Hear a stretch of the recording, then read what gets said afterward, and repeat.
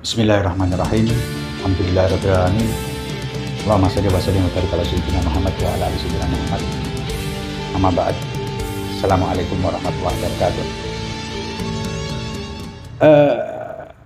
Ada pertanyaan menarik dari beberapa ahli.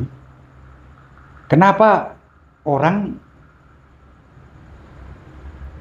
berbeda-beda responnya terhadap satu gejala tertentu? Padahal orang itu di satu komunitas atau satu bangsa yang sama lah, atau komunitas yang sama. Tapi reaksinya bisa berbeda-beda. Pertanyaan itu membuat dia melakukan penelitian yang hasilnya menarik. Menarik karena kemudian dia menyimpulkan bahwa hidup manusia itu dikendalikan 95%, dikendalikan apa yang disebut sebagai naluri intuitif. Sementara yang 5% rasional. Dan yang 95% tadi hampir mengendalikan seluruh hidup kita. Yang 5% kan sedikit. Yang 95% itu apa? Yang disebut dia intuisi itu.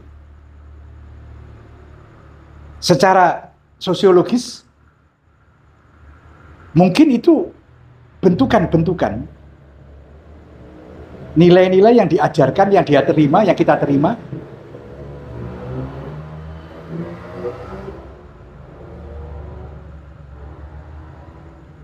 nilai-nilai yang diajarkan, yang kita terima dari lingkungan kita.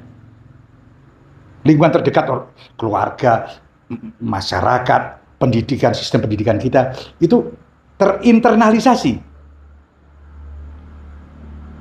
menjadi sesuatu atau sesuatu yang kemudian melekat pada diri kita dan menjadi reaksi spontan.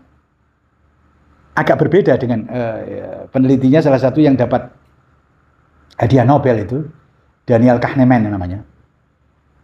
Saya agak sedikit berbeda, artinya dia menyimpulkan bahwa 95% tadi menghasilkan reaksi spontan pada banyak momen kita, pilihan hidup kita. Nah, ini menarik karena menegaskan apa yang pernah sabdakan oleh Rasulullah SAW, yakni innama bu'itsu li utamima makarimal akhlak.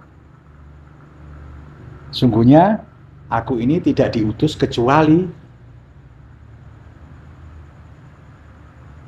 memuliakan kemuliaan akhlak. Artinya meneruskan semua kebiasaan-kebiasaan yang baik dari masa lampau yang mulia dan menyempurnakannya untuk yang akan datang. Pertanyaannya, akhlak itu apa? Dalam satu pengertian, Al-Ghazali menyebut bahwa akhlak itu kebiasaan yang kita latih terus-menerus sehingga melekat dan menjadi tindakan yang otomatis. Jadi ketika Anda tersandung misalnya, otomatis innalillahi wa inna ilaihi raji'un. Itu tindakan otomatis, tanpa Anda berpikir. Ketika ada orang jatuh, Anda otomatis ingin menolong, tanpa berpikir. Tindakan-tindakan otomatis itu yang disebut akhlak. Kalau kita pakai pengertian Al-Ghazali. Dan banyak ulama yang lain sebenarnya. Artinya tindakan kita akan ditentukan oleh, kalau tadi yang penelitian 95% yang disebut intuitif itu adalah akhlak kita. Bisa baik, bisa buruk. Pertanyaan pertama,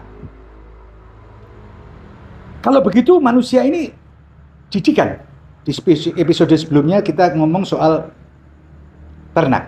Manusia ini didikan. Kalau dia dididik baik, dia jadi baik. Kalau dididik buruk, jadi buruk. Oke? Tapi ada satu hal.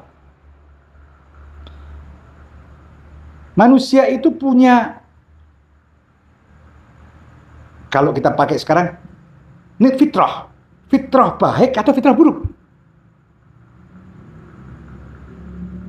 Apakah kebaikan yang kita lakukan itu hasil didikan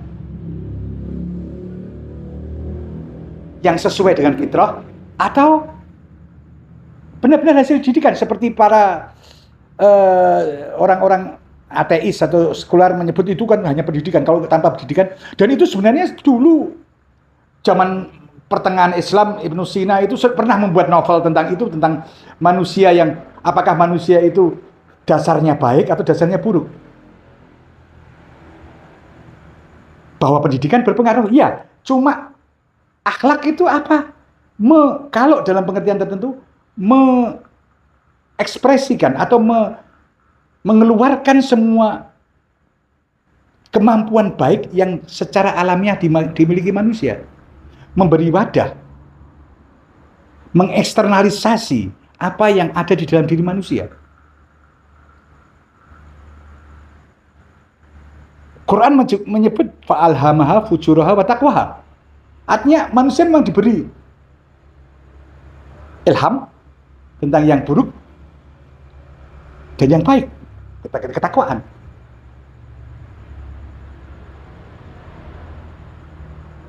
Artinya pendidikan akhlak yang baik itu pendidikan yang memberi ruang manusia untuk berbuat baik. Yang sebaliknya adalah akhlak buruk. Nah, hari ini kita bingung. Karena kalau sungai